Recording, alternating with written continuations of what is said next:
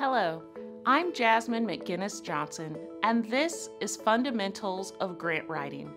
This lesson is entitled Writing a Grant Proposal.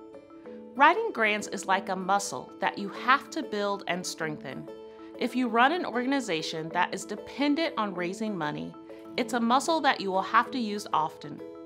It's very likely that you will have to write many grants before you are successful. But the more grants you write, the better you will get at grant writing.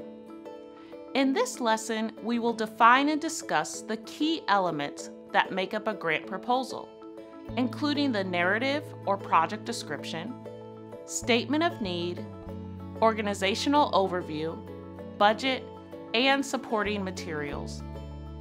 Your written proposal is really an action plan for how you are going to carry out your project.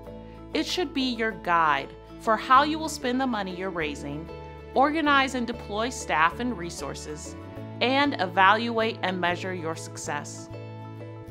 Since each funder has different goals, you will have to ask yourself, is what my organization doing going to match what this foundation wants to achieve?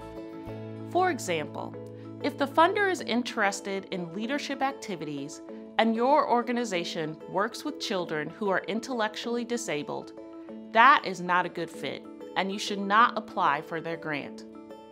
The grant writing process is about targeting each grant and compiling the proper documents for that specific grant. That means customizing each proposal for each funder. This is not a one-size-fits-all kind of exercise. You don't have to completely rewrite a proposal on the same project for each funder, but you do need to modify the proposals in each instance. A typical grant proposal has some basic components.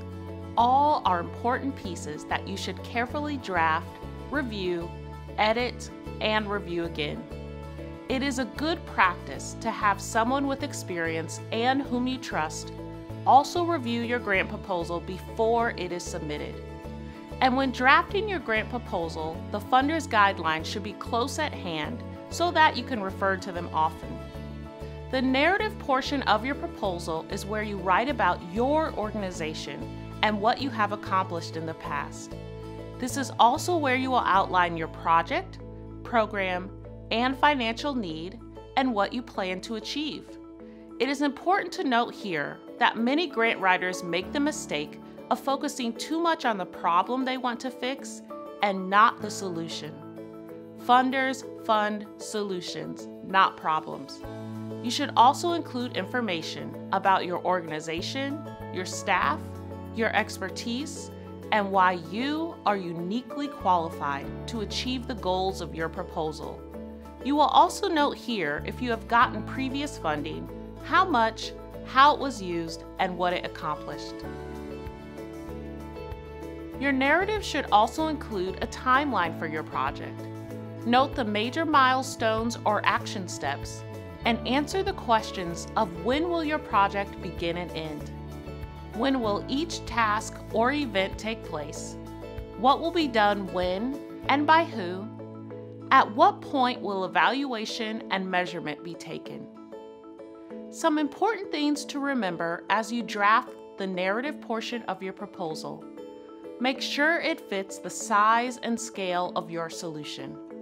For example, show that you want to provide sustainable agriculture training for a specific community of farmers, not that you want to cure global starvation. Make sure you are writing in a way that the funder thinks they can have an impact with their grant. Don't make the situation seem so bad that a funder thinks their money won't do any good. Also, be sure to indicate how this project will sustain itself in the long run. Include details on how you will know if you're successful. Funders will want some amount of evaluation. Determine how you will measure impact, both quantitatively with numbers and qualitatively with subjective stories of impact. If you filled out your logic model, this should be fairly easy. Ask yourself, for example, how am I going to demonstrate to a funder that I have increased leadership of girls and women in civil society? Some funders require an executive summary be included. This is a single-page overview of everything included in your written proposal. It should be easy to read, provide a compelling review of the project and need, and include statistics to back up your assertions. It should be free of basic spelling or grammar mistakes. Fair or not, many funders will read this executive summary first and make their initial decision on your proposal. You will want to catch and keep the reader's attention. A well-written executive summary will compel the reader to read the full proposal. Another key element is the budget. Your budget should have both a revenue and expense portion. How much money are you bringing in and how much money are you spending? Within the revenue and expense portion, you are going to have a line for each source of money you are bringing in, and for the expense portion, you will have a line for each expense for which you anticipate spending money. Many funders will want you to include a timeline of when you will accomplish the specific thing you are asking the funder for. Make sure that timeline is realistic and you can actually do these things within that timeline. Do not overpromise anything. Your grant proposal should also outline your monitoring and evaluation plan.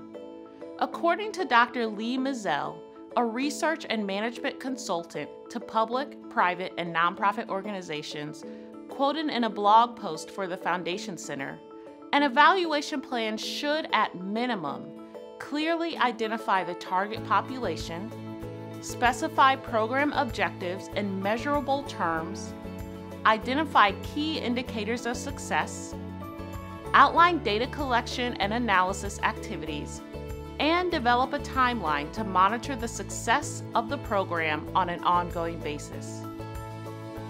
The final elements are your supporting materials and documents. Again, you should closely follow the requirements laid out by the funder. Include all that they are asking for and little of anything else. If you don't have something they require, reach out to them and let them know. Ask if you can submit something comparable. Never ignore a funder requirement. Finally, do not worry about getting rejected. There's a saying that you have to submit 15 grant applications before getting one. That's okay. Everyone gets rejected. Just keep writing. After you've completed all of the lessons in this course at yali.state.gov, you can test your knowledge and earn a YALI Network certificate.